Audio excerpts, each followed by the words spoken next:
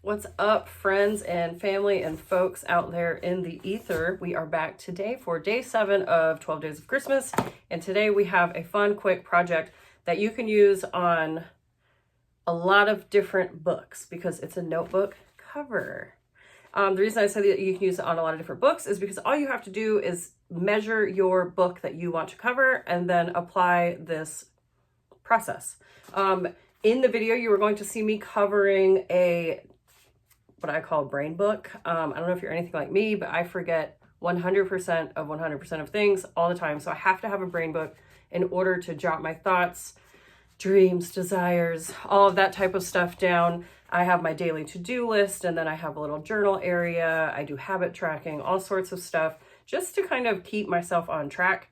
But you can make a book cover for any book. It doesn't have to be a journal or a notebook. It could be a composition book for your kid, or I don't know, your checkbook. I guess you can do this as a checkbook cover.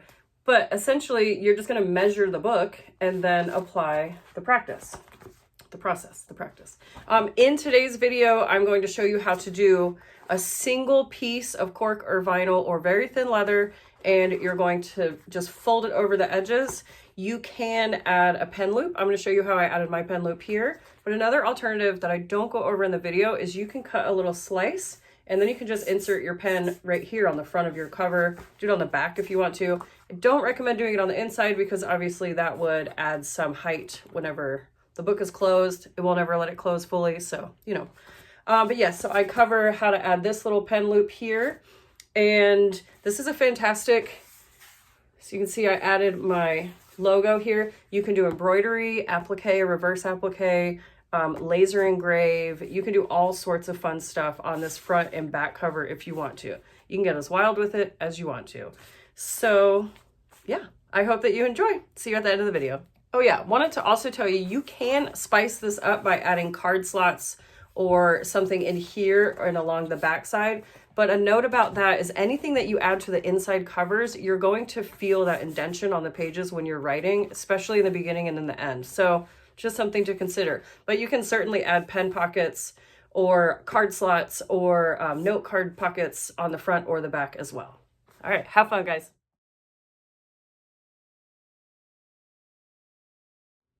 This project could not get any simpler. All that you need to get started is a roll of cork or vinyl and then the book that you want to cover. Now I am choosing a book that I've already completed, but I plan on rebuying this exact style. This is an Ecolo book, and I got it from Office Depot. And what's interesting about this book is it's not considered like an A4 or an A5 or a standard size. On the website, it says that it's 6 by 8, but its measurements are 5.5 by 7.5. So I'm not real sure what to do about that, but I can't tell you exact measurements. So I'm just going to tell you, find the notebook that you would like to cover and use those measurements. So we're going to take a few measurements. Get your ruler. You're going to measure how wide this front cover is.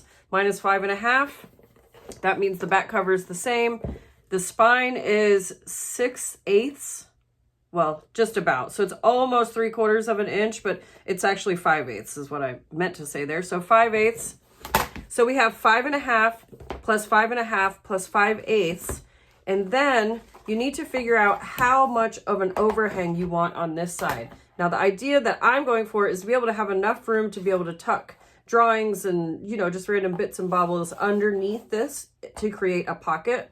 So I'm looking at about a 4.5 inch overhang, but feel free to back that down to 3. That might be more than enough for you. You could do 4, what have you. You choose how much of an overhang you want, and then you're going to take that measurement as well. So you'll have, so for mine, I'm going to do 4.5 on the inside plus 5.5 plus 5/8 plus 5.5, and then another 4.5 here for the back cover.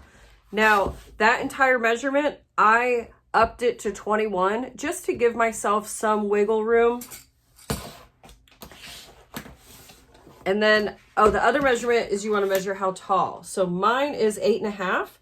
But another thing that you want to keep in mind is your seam allowance. So I always do an 1/8 inch seam allowance, but I went ahead and added a 1/4 inch on the top and the bottom so that I had some trimming room. So I have my piece of cork here. I cut one big piece of cork. If you wanted to, you could certainly piece all of your sections. Well, I would cut one for the front and back, and then you could do the inside pockets. You could do in a coordinating color. But if you're going to do that, just keep in mind you need to add your seam allowance here. But for the purposes of this demonstration, I did one entire piece. So I cut my piece 9 inches tall by 21 inches wide. And I went ahead and I made my marks here at 4.5 inches. So you can see right there and right there, as well as on this side here. And now what this will look like is something along these lines when it is complete. So cute. I went ahead and added my logo here with my glowforge. I love the way that turned out. It's a little busy with the cacti, but you know, I think it's more than legible. Another thing that I wanted to add, well, before I do that, if you're using a notebook that is not my size, so you can't take my 9-inch by 21-inch measurement, when you're laying your piece out, or say you're taking your cork, say you have a wide piece of cork here, you can take your book and lay it on your cork and hold your pages up to get an idea of what you're looking at here. You can make your marks here and here. The dogs might start barking here in a second. We'll see if they notice the mail person. But anyways, you can make your marks so that you visually have an idea, and then you can fold it over. You know, work through it physically instead of just imagining what it's going to look like. But the best way to do that is you want the spine of the book to be flat on your work surface. All right, so I've got mine figured out where I want it to lay. But then I realized I want to add a pen loop. So I'm going to add my pen loop right around here. I'm going to add it here on this back section. And I just took a piece of cork cording. Well, this isn't cording, but strap. This is pre-made strap that I've had in my stash for about 8 years. I just grabbed a piece of cork. You can easily just do one layer of cork for this, but I cut mine 3 inches wide. And the way that I got to that 3 inches is I just wrapped it around my pen. Now, these are the pens that I always use. These are my very favorite. They're Energel. They are 0.7, so they're nice and thick ink, and they're replaceable, so I can replace the cartridge once I use them. But I have these all over the place. These are my very, very favorite pens.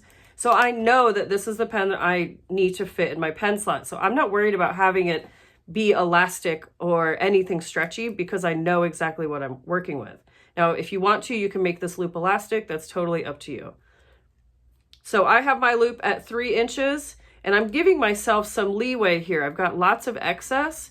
So I've got about 3/4 of an inch excess, but whenever I'm stitching this into my book, my cover, I'm going to stitch it at 1/2 inch. So that way I do have some wiggle room and I can move the pen in and out easily, and it's not a huge pain in the butt. So take my book out of here. Now on this 4.5 inch mark on the right hand side, I'm going to go ahead and fold my panel over and mark my insertion line for my pen. Now I'm going to do my pen, I want it to sit, about halfway. So let's see, that's 1, 2. So right at 3 inches is where I want to make my mark. So that is right here. So I'm just going to mark it 3 inches. Transfer that mark to the side as well. Now I'm going to open my panel back up, and now I have my mark right here. Now, however thick your pen loop material is, that's how wide you need to make your slits. And so I'm just going to measure, and let the record reflect, I have not done this before. I'm just totally spitballing here, but it's, in theory, I feel like this should work. But so this is my fold. So 1/4 inch on this side.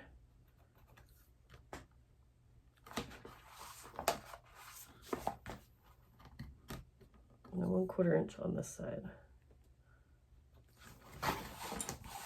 And now what I want to do, what I'm thinking will work, is I'm going to make little slits, and just like how we do a recessed strap, that's what my train of thought is here. I want to insert it. So, I mean, let's go for it, right?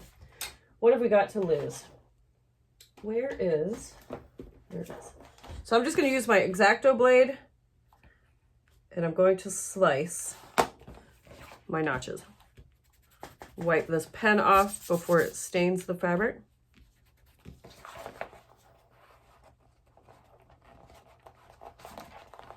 Not quite wide enough.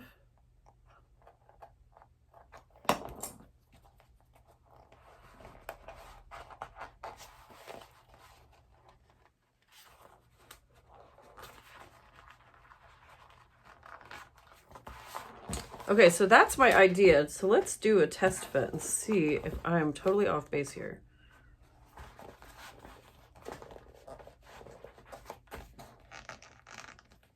So this is kind of what I'm going for. And it would just slide right there. I mean, it seems like it's gonna work, so let's try it out. Okay, so you can see I made the slits, I inserted my pen loop, and then now what I need to do is make sure that it doesn't slip around. But I want to mark, I'm gonna leave that 1/2 inch overhang here so that way I can rivet it into place. So if you want to, you can go ahead and, what was I trying to say? Wow, that is a total brain fart. I can't remember what I was gonna say. Anyways, what I'm gonna do next is I'm gonna put a little piece of tape. Oh, that's what I was gonna say. If you want to, you can measure it. I'm just gonna eyeball it. You know, I like to live life on the edge. I'm sure you guys know that by now. But I'm just going to take 2 little pieces of double stick tape. Glue would work perfectly fine here as well. And I'm going to stick it on the side of the cork that will attach to the back of the notebook cover.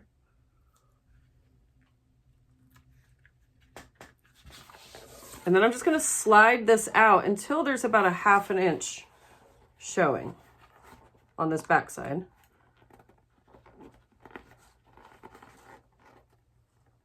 Ow. And then before I actually snap holes, I'm just going to double check. Now this loop seems a little big to my liking, so I might just slide these pieces in a little bit farther. Because I want it to be loose enough to where I can get in and out of it, no problem, but I don't want the pen to fall off or for it to look weird. I still think that's a little wide, so I'm just going to keep tweaking this until it gets to where I like the look of it and where it's useful. Okay, that doesn't look too bad. Let's test fit one more time.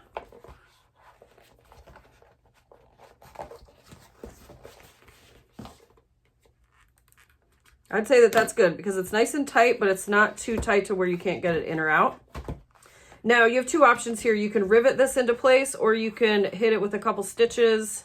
I'm just going to rivet it because that's what I like to use. Alrighty, so I grabbed my hole punch and some rivets here. And now I'm just going to punch a hole on either side of this pen loop. Being careful not to catch the actual loop on the front side of the panel. See, so I just punched the holes through the right and left sides there.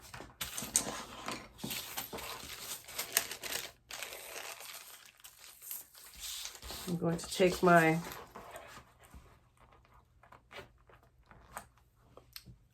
you know me. If you know me, then you know that my videos are always doing something wacky, and the video cut off in the middle of filming. I have no idea what happened. Thank goodness I watched this video back, or else you guys just would have been up a creek.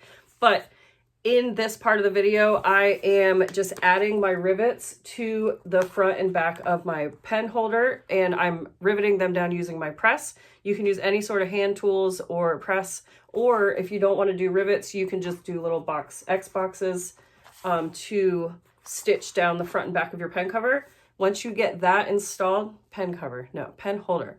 Once you get your pen holder installed, you're just gonna, at the lines that you denoted for your fold lines, you're gonna fold over and clip along the top and bottom. And then we're gonna move to the machine and stitch just along the top and bottom using a 1/8 seam allowance.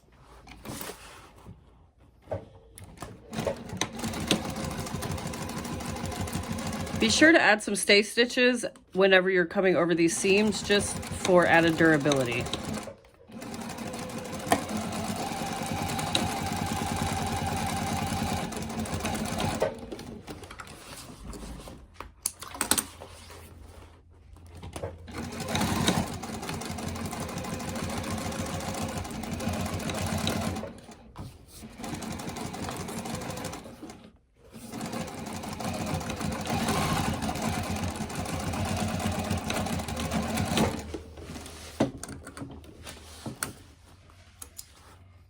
Now that we've got it all sewn, the last thing that you would do is trim up your top and bottom if you need to.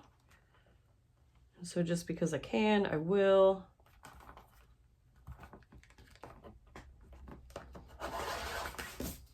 Of course, make sure that you're holding your rotary blade exactly vertical so that way you don't get any weird angles.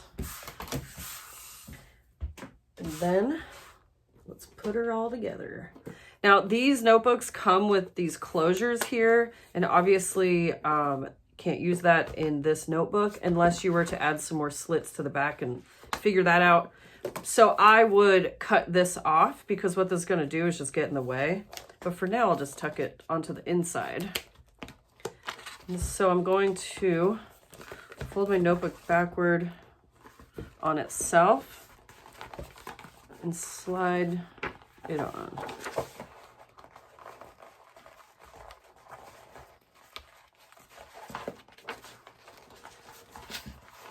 It's not the prettiest process, but okay, there's one side, there's the other. Look at how cute that is, the cute little pen loop. I love the little rivet detailing. What a cute little simple project. Let's test fit our pen. So because this grip is right here, it is a little just tacky, but that's what that looks like. I think that that is pretty perfect. If you want, you can shift it up in toward the book. And there you have it, folks. And then this is so useful for pockets. Ta-da! The very last thing I would do, of course, is finish off these raw edges here. And I would do that by adding base coat dents. And I'll do at least one coat just to seal the edges. But then, of course, if you want to actually paint them, then you'll need to continue along the edge coat process. But since we're here,